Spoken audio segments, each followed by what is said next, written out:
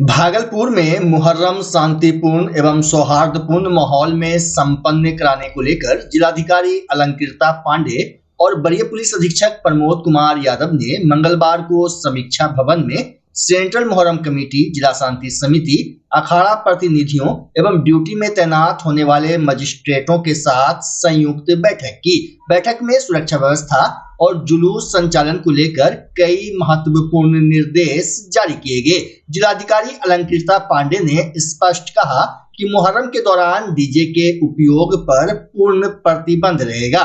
उन्होंने बताया कि पिछले वर्ष जिन अखाड़ों के बीच विवाद या मारपीट हुई थी और जिनके खिलाफ मामला दर्ज किया गया था, उन्हें इस बार लाइसेंस नहीं दिया जाएगा। साथ ही अखाड़ों की संख्या और जुलूस की लंबाई को लेकर भी दिशा निर्देश जारी किए गए हैं। डीएम ने बड़े और अत्यधिक लंबे निशान लेकर चलने से बचने का निर्देश दिया ताकि बिजली के तारों और पेड़ों से टकराने के कारण किसी प्रकार की दुर्घटना न हो।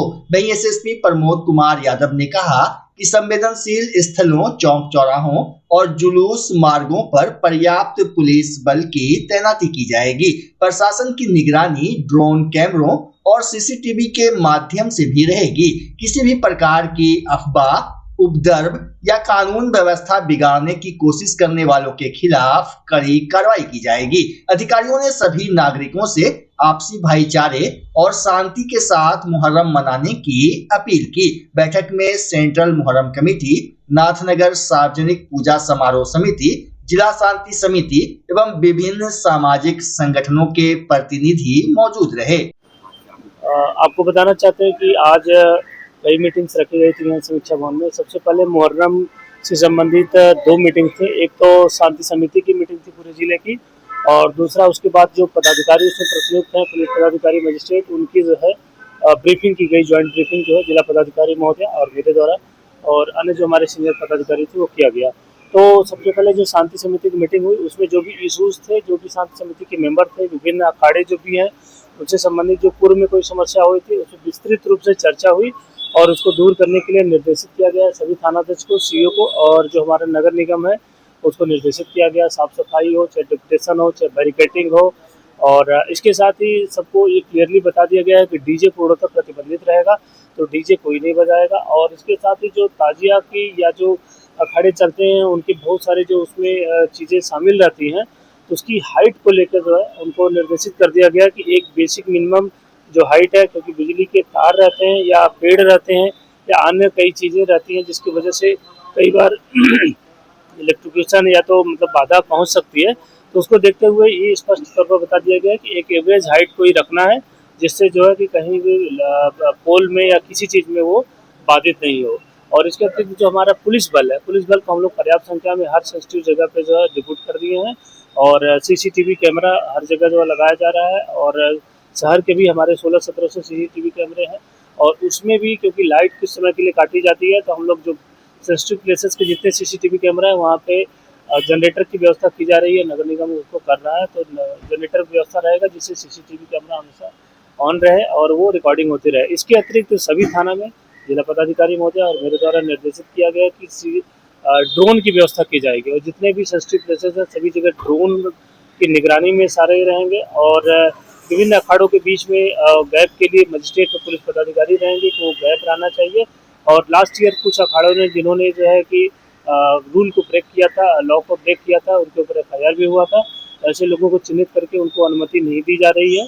तो आप सबके माध्यम से मैं बताना भी चाहता हूँ कि सभी पदाधिकारियों को भी निर्देशित कर दिया गया है, और सबसे गुजारिश भी है और अनुरोध भी है कि शांतिपूर्ण ढंग से इस पर्व को मनाएं। कहीं भी जो है कोई अफवाह है, र्यूमर है, तो तत्काल पुलिस प्रशासन को सूचित करें, हम लोग उसको टैकल करेंगे, दूर करेंगे। पर्याप्त संख्या में हमारा बल और साथ में आरएएफ वगैरह भी जो बाहर से हमारा जो सेंट्रल पैरामिलिट्री फोर्स है वो भी हमें प्राप्त हुई है, तो हर सेंसिटिव जगह पे हम उसको रख रहे हैं। और आज फ्लैग मार्च वगैरह भी किया जा रहा है, जगह जगह पे शांति समिति की मीटिंग सभी थाना में हो गया है। तो इस तरीके से प्रशासन पूरी तरीके से चुस्त दुरुस्त है, इस मुहर्रम को शांतिपूर्ण ढंग से संपन्न करेंगे। भागलपुर के बाईपास थाना क्षेत्र स्थित दुमका मुख्य मार्ग पर मंगलवार को तेज रफ्तार का कहर देखने को मिला। होंडा शोरूम के समीप एक कार और स्कूल मैजिक वैन के बीच भीषण टक्कर हो गई। हादसा इतना जोरदार था कि कार के परखचे उड़ गए और वह बुरी तरह क्षतिग्रस्त हो गई। वहीं स्कूल वैन में सवार 2 बच्चे घायल हो गए। घटना के बाद मौके पर अफरा तफरी मच गई। स्थानीय लोगों की मदद से दोनों घायल बच्चों को तुरंत अस्पताल पहुंचाया गया। जानकारी के अनुसार दुर्घटनाग्रस्त कार हुसैनाबाद सकरुल्लाचक निवासी मोहम्मद आसिफ की बताई जा रही है। सूचना मिलते ही बाईपास थानाध्यक्ष चंद्रवीर यादव पुलिस बल के साथ मौके पर पहुंचे और दोनों वाहनों को कब्जे में लेकर जांच शुरू कर दी। पुलिस का कहना है कि दुर्घटना के कारणों का पता लगाया जा रहा है। वहीं लगातार बढ़ रही सड़क दुर्घटनाओं को लेकर स्थानीय लोगों ने चिंता जताते हुए यातायात नियमों का सख्ती से पालन कराने की मांग की है। तिलका मांझी भागलपुर विश्वविद्यालय में अप्रैल 2025 में नियुक्त 70 अतिथि शिक्षकों की सेवा समाप्त किए जाने के विरोध में मंगलवार को भी धरना जारी रहा। धरना पर बैठे शिक्षकों ने आरोप लगाया कि प्रभारी कुलपति प्रोफेसर BS झा ने बदले की भावना से यह निर्णय लिया है। उनका कहना है कि अगर नियुक्ति प्रक्रिया में किसी प्रकार का लेन देन हुआ है तो विश्वविद्यालय प्रशासन उसे सार्वजनिक कर और दोषियों पर कार्रवाई करे। अतिथि शिक्षकों ने बंद कमरे में मनगढ़ंत जांच रिपोर्ट तैयार कर लोक भवन को गुमराह करने का भी आरोप लगाया। धरना के चौथे दिन शिक्षकों ने कहा कि शांतिपूर्ण प्रदर्शन के बावजूद उन्हें प्रशासनिक भवन में प्रवेश से रोका गया और गेट पर ताला लगाकर पुलिस बल तैनात कर दिया गया। इधर बढ़ते विरोध को देखते हुए प्रशासनिक भवन से लेकर कुलपति आवास तक सुरक्षा कड़ी कर दी गई है। अतिथि शिक्षकों का कहना है कि 15 माह तक कार्य करने के बावजूद वेतन नहीं मिला।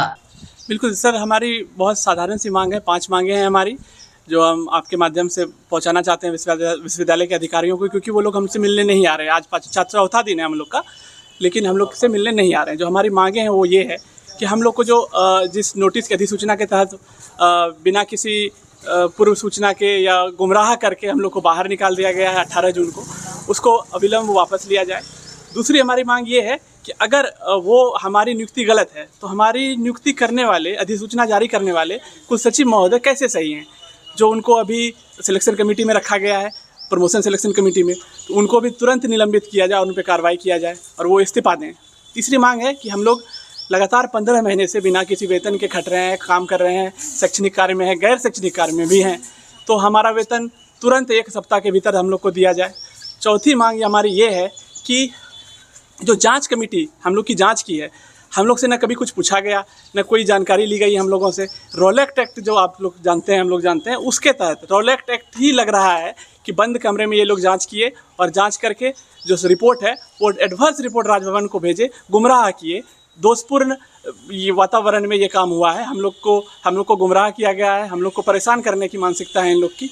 तो जो रिपोर्ट जो प्रभारी कुलपति भेजे हैं वो रिपोर्ट और जो अस्थायी कुलपति 2 रिपोर्ट पहले भेज चुके हैं राजभवन, वो सभी को हम लोग के सामने सार्वजनिक किया जाए। और हमारी 5वीं मांग ये है कि हम लोग की जो बहाली हुई थी 2025 वाली संचिका, वो हमारे सामने रखा जाए, वो सार्वजनिक किया जाए। और साथ ही साथ 2024 वाली संचिका और 2018 वाली संचिका, तीनों को साथ में रखा जाए और हमें ये बताया जाए कि हमारी संचिका में आखिर क्या गड़बड़ी है जो हमें बाहर किया गया, हमारी संचिका में ऐसी क्या कमी है जो उस 2 में है मौजूद और हम लोग को बाहर किया जाए। ये हम लोग को ये बताया जाए, ये संचिका बाहर की जाए और हम लोग को ये बताया जाए कि क्या दिक्कत है इसमें।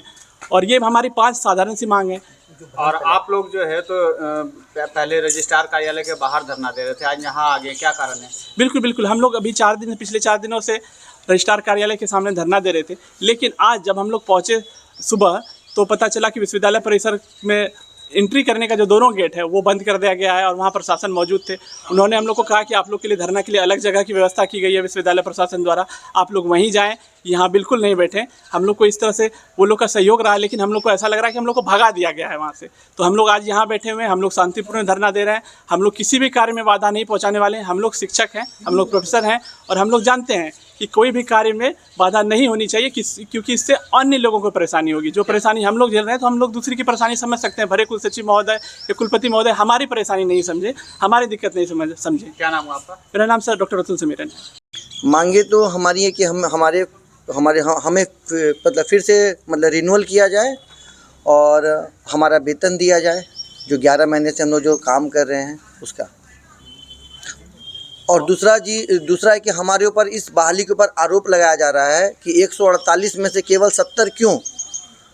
तो मैं बता देता हूँ, 2024 में भी बहाली हुई थी, उसमें लगभग 160 में से केवल 44 का हुआ था। अब बताइए उसका क्यों। और अगर ऐसा बात करें तो जो बिहार सरकार के द्वारा जो निकली थी उसमें भी लगभग 216 या 217 सीट की बहाली थी, उसमें उन्होंने केवल 140 का सिलेक्शन किया, क्यों। अब अगर ऐसे बोलने पे अगर आप बोलेंगे 148 में 70 गलत हो रहा है, तो सब जितनी भी बहाली दुनिया में होती है सब तो ऐसे ही होती है। अगर आपको उचित कैंडिडेट नहीं मिलेंगे तो हम लोग कैसे उसको बहाली कर दें। पिक्चर भी अगर हम लोग देखते हैं, फिल्म में भी देखते हैं, नंबर 99% नंबर आता है और आता कुछ नहीं है। राजा बाबू पिक्चर भी आप देखे होंगे, तो हम लोग राजा बाबू तो है नहीं। हम लोग अगर API 76 है, 81 है, तो हम लोग इससे नंबर से हम लोग जीते हैं। क्या नाम हुआ? हमारा नाम डॉक्टर अमित कुमार वर्मा हुआ। डॉक्टर श्यामा प्रसाद मुखर्जी के बलिदान दिवस पर पटना स्थित भाजपा प्रदेश कार्यालय में आयोजित कार्यक्रम में मुख्यमंत्री सम्राट चौधरी ने बड़ा ऐलान करते हुए कहा कि अगले वर्ष तक राजधानी पटना में डॉक्टर मुखर्जी के नाम पर एक भव्य पार्क का निर्माण कराया जाएगा। कार्यक्रम में मुख्यमंत्री ने डॉक्टर मुखर्जी के चित्र पर माल्यार्पण कर उन्हें श्रद्धांजलि अर्पित की। इस अवसर पर मंत्री दिलीप जायसवाल, सांसद राधा मोहन सिंह सहित भाजपा के कई वरिष्ठ नेता मौजूद रहे। मुख्यमंत्री ने कहा कि पंडित चाणक्य के बाद अखंड भारत का सपना देखने वाले डॉक्टर श्यामा प्रसाद मुखर्जी थे। उन्होंने अनुच्छेद 370 हटाने के फैसले को ऐतिहासिक बताते हुए कहा कि 2019 में जनता ने प्रधानमंत्री नरेंद्र मोदी को मजबूत जनादेश दिया, जिसके बाद यह फैसला संभव हो सका। सम्राट चौधरी ने कहा कि कभी बिहार से ही एनडीए के स्वरूप की शुरुआत हुई थी और आज प्रधानमंत्री मोदी के नेतृत्व में 27 दलों का गठबंधन देश का नेतृत्व कर रहा है। वहीं कार्यक्रम के दौरान भाजपा नेताओं ने डॉक्टर मुखर्जी के विचारों और राष्ट्र निर्माण में उनके योगदान को याद किया। विश्व प्रसिद्ध श्रावणी मेले की तैयारियों को लेकर भागलपुर जिला प्रशासन पूरी तरह सक्रिय हो गया है। समीक्षा भवन में जिलाधिकारी अलंकृता पांडे और वरीय पुलिस अधीक्षक प्रमोद कुमार यादव ने सभी विभागीय अधिकारियों के साथ बैठक कर सुरक्षा एवं व्यवस्थाओं की समीक्षा की। बैठक के बाद एसएसपी ने बताया कि सुल्तानगंज से कांवरिया पथ का लगभग 15 किलोमीटर हिस्सा भागलपुर जिले में पड़ता है, जहां श्रद्धालुओं की सुरक्षा के लिए लगातार पुलिस पेट्रोलिंग की जाएगी। गंगा घाटों पर भी विशेष निगरानी रहेगी और नदी में पुलिस की पेट्रोलिंग टीम तैनात की जाएगी। उन्होंने कहा कि पिछले वर्ष सामने आई कमियों को दूर कर लिया गया है। प्रशासन का लक्ष्य है कि श्रद्धालुओं को बेहतर सुविधाएं मिले और श्रावणी मेला शांतिपूर्ण, सुरक्षित एवं सुव्यवस्थित तरीके से संपन्न हो। राजद नेता तेज प्रताप यादव ने अपने ही निजी सहायक मोतीलाल पर चोरी का गंभीर आरोप लगाया है। इस संबंध में सचिवालय थाना में प्राथमिकी दर्ज कराई गई है। शिकायत के अनुसार उनके सरकारी आवास की अलमारी से पार्टी फंड के करीब 20 लाख रुपए नकद, सोने की चेन, सोने की अंगूठी, ड्रोन सहित कई कीमती सामान गायब हैं। इसके अलावा 2 हार्ड डिस्क, 1 आईपैड, 1 लैपटॉप और 4 आईफोन 16 प्रो मैक्स फोन चोरी होने का आरोप लगाया गया है। तेज प्रताप यादव का दावा है कि उन्होंने मोतीलाल को आवास की बाउंड्री फांदकर भागते देखा था। आरोपी वैशाली जिले का निवासी बताया जा रहा है। मामले की सूचना मिलते ही सचिवालय थाना पुलिस जांच में जुट गई है और सभी आरोपों की पड़ताल की जा रही है।